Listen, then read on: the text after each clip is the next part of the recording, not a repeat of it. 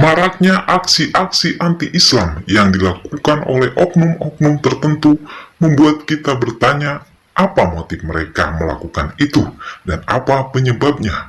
Mari kita renungkan bersama. Assalamualaikum warahmatullahi wabarakatuh. Selamat datang kembali di channel Berbagi Ayat. Kali ini Berbagi Ayat akan mengulas 5 penyebab dan tujuan mereka membakar Al-Quran yang sebenarnya. Politisi Swedia Denmark Rasmus Paludan mempunyai hobi yang tak biasa, yaitu hobi membakar Al-Quran. Dia telah melakukan aksinya pada Sabtu dengan membakar kitab suci Islam di depan kedutaan Ankara di Stockholm, tepat ketika Turki menahan aplikasi Swedia untuk melamar menjadi anggota NATO.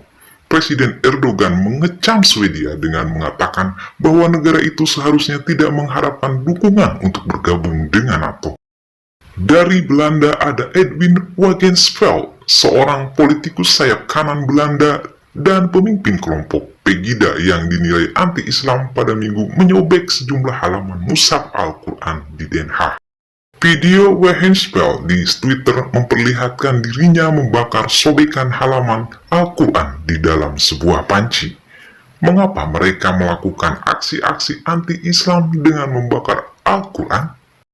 Pertama, karena di hati mereka ada penyakit, yaitu adanya kebencian dan rasa memusuhi yang luar biasa, yaitu Islamofobia, dan orang yang memendam kebencian dan permusuhan yang luar biasa itu karena jiwanya terganggu. Terganggu karena apa? Mereka itu jiwanya terganggu karena tak mau menghadapi kenyataan bahwa Islam tumbuh paling cepat di dunia. Agama Islam tumbuh tak terbendung di seluruh dunia, dan itu membuat jiwanya terganggu. Kedua, mereka juga mengidap penyakit xenofobia, yaitu ketidaksukaan atau ketakutan terhadap orang-orang dari negara lain, atau yang dianggap asing. Mereka takut karena jumlah muslim di negara mereka semakin bertambah banyak, baik dari para imigran maupun yang pindah agama. Rasa kebencian dan permusuhan yang akut ini membuat mereka melakukan tindakan pembulian, menyakiti hati muslim, dan senang melihat umat muslim sengsara dan menderita, dan itu adalah ciri mental yang sakit yang menjurus pada skizofrenia atau sakit jiwa. Ketiga, penyebab mereka melakukan aksi anti-Islam adalah karena mereka hanya menerima informasi tentang Islam yang salah, yaitu hanya dari pemberitaan media barat yang anti-Islam saja. Keempat, penyebab mereka melakukan aksi anti-Islam adalah mereka tak mau belajar bagaimana Islam yang sebenarnya. Ketidaktahuan mereka tentang Islam membuat mereka tenggelam dalam persepsi yang salah terhadap Islam. Kelima, penyebab mereka melakukan aksi anti-Islam katanya atas dasar kebebasan berekspresi. Tentu sangat tidak etis, bukan?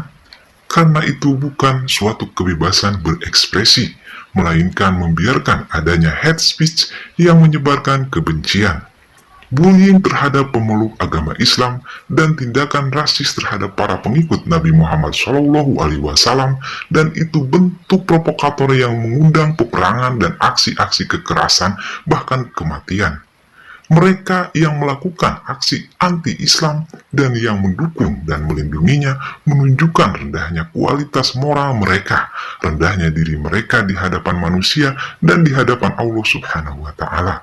Sebenarnya inilah tujuan mereka melakukan pembakaran dan perobekan Al-Quran. 1. Mereka ingin menyerang psikologi umat Islam. Tujuannya agar umat muslim merasa terancam dan tak tenang dalam hidupnya dan terganggu secara psikologis. Inilah tujuan bullying yang dilakukan mereka dengan cara membakar kitab suci Al-Quran. 2. Mereka ingin menunjukkan busuknya jiwa mereka. Dengan membakar Al-Quran, mereka ingin menunjukkan pada dunia bahwa dia membenci dan memusuhi Islam. Tujuannya adalah agar lebih banyak lagi yang memusuhi Islam. 3. Mereka ingin memadamkan cahaya Islam yang tak terbendung. Mereka ingin Islam tidak lagi ada pengikutnya. 4. Mereka ingin menyulut emosi umat Islam agar terpancing, sehingga semua orang bereaksi di mana-mana, kecaman, aksi kerusuhan, aksi kekerasan, dan demonstrasi justru membuat mereka bahagia. Karena apa? Karena memiliki gangguan jiwa akut, mereka senang melihat target chaos atau kacau. 5. Mereka ingin memecah belah kerukunan kehidupan beragama. Tujuannya agar kerukunan dengan pemeluk agama Islam menjadi rusak. Ada dua pilihan akhir dari nasib hidup mereka. 1. Tetap hidup dalam kekafiran sampai ajalnya. 2. Allah membalikkan hatinya sehingga masuk Islam dan menjadi pembela Islam. Seperti politisi Belanda sayap kanan Zoran van Cleveren, politisi Belanda anti-Islam yang kini mualaf, dan Arnold van Doorn yang juga politikus dan petinggi di Partai Kebebasan yang anti-Islam yang kini muslim dan menjadi pembela Islam. Hanya Allah sajalah sebaik-baiknya pelindung dan penolong. Wassalamualaikum warahmatullahi wabarakatuh.